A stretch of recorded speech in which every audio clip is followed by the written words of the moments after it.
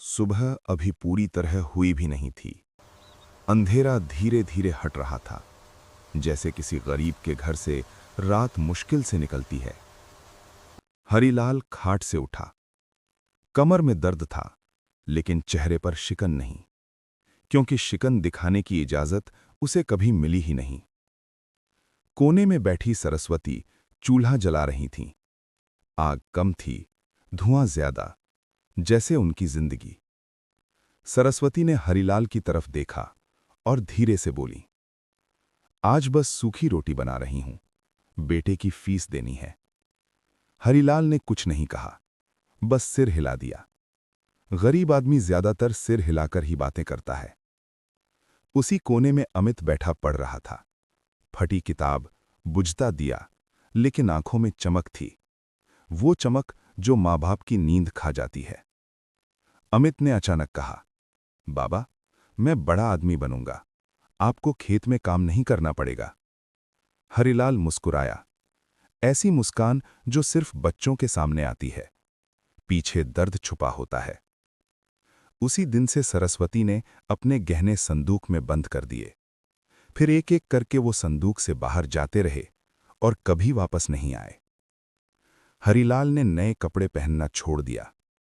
त्योहार आए, चले गए, लेकिन बेटे की किताबें कभी नहीं रुकीं। वक्त बीतता गया, अमित बड़ा होता गया और माँ बाप छोटे होते गए। कॉलेज शहर में था, खर्चा ज्यादा था। हरिलाल ने कर्ज लिया। सरस्वती ने दूसरों के घरों में काम शुरू कर दिया। रात को अक्सर सरस्वती बोलती, भगवान, मेरे बेटे को मेरी तरह मत बनाना। और भगवान चुप रहता। सालों बाद अमित सच में बड़ा आदमी बन गया। सूट, गाड़ी, एसी वाला ऑफिस। गांव में लोग कहते, देखो, हरिलाल का बेटा। हरिलाल और सरस्वती सुनते थे, खुश होते थे। लेकिन अमित अब कम आने लगा। फोन पर कहता, काम बहुत है। सरस्वती हर बार कहती, कोई बात नहीं बेटा। धीरे धीरे हरिलाल की कमर और झुक गई। सरस्वती की आंखों की रोशनी कम हो गई।